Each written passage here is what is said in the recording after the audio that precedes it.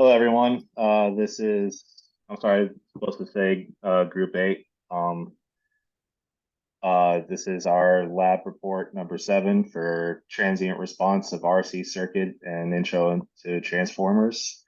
I'm Eric Osmundsen, PID 6397663. My name is George Habib. My PID is 5625224. So the objectives for today's lab, we're going to learn about the transient response of RC circuits and introduce the transformer in a different activity. So for activity 1, we are asked to set up the following circuit in multisim and test the conditions for with a square wave and a duty cycle of 0.5.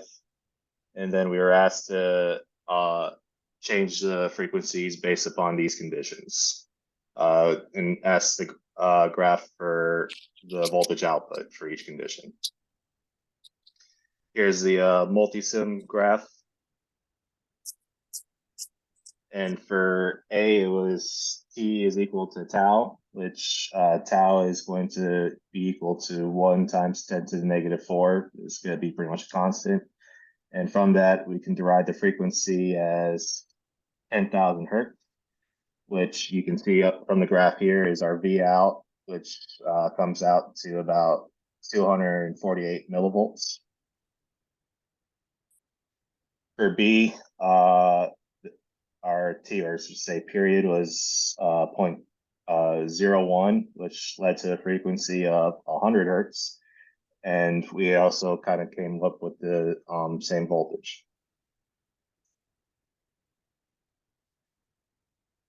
For T is equal to tau over 100, we came with a period of 1 times 10 to the negative 6 with a frequency of 1 times 10 to the 6. And you can see the voltage output was about 259 millivolts.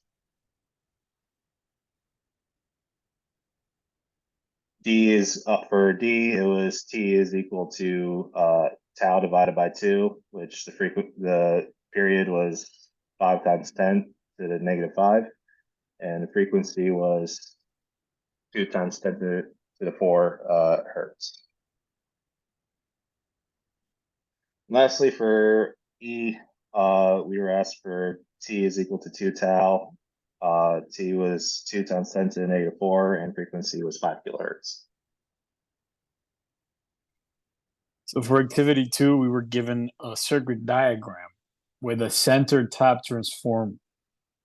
We were asked to measure the amplitudes of VDE, VAB, VBC, and VBC. The values are on the next slide.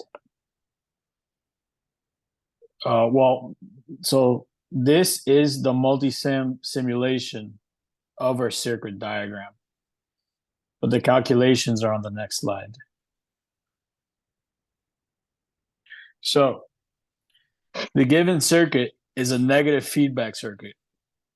So Vn is equal to Vd, which is equal to Vm sine angular velocity times time. So the input voltage to the primary VDE is simply equal to Vm times sine times angular velocity times t. As we can see, point B is center tapped. Hence, VAB is equal to VBE is equal to VDE over 2. From that, we can garner that VAB is equal to VDE over 2. Hence, VAB is equal to Vm divided by 2 times sine angular velocity time.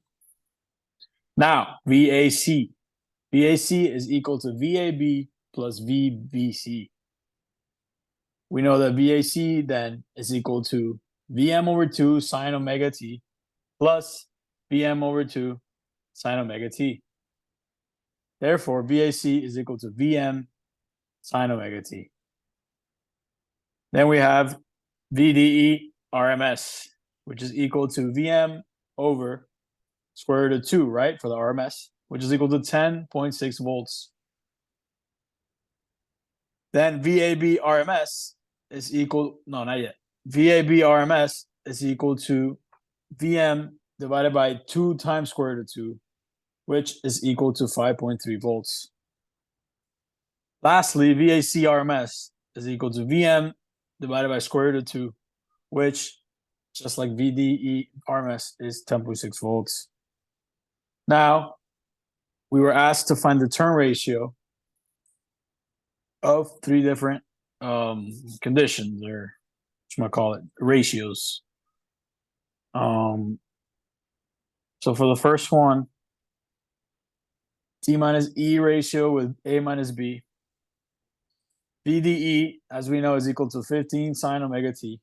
VAB is equal to 15 over 2 sine 377 t omega t.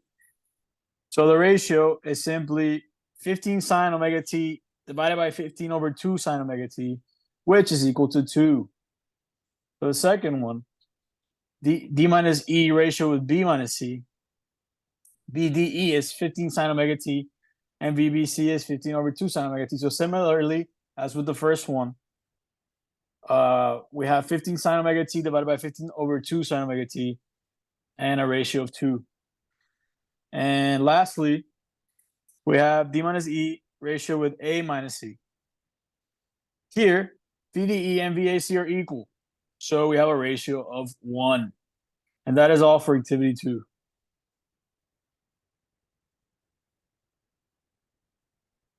Yep. So In for our this, go ahead. No, you do. All right. So for our conclusions, we learned how to find the turn ratios using a transformer, and we learned how voltage is affected by the different periods in an RC circuit. Thank you. Thank you. All right.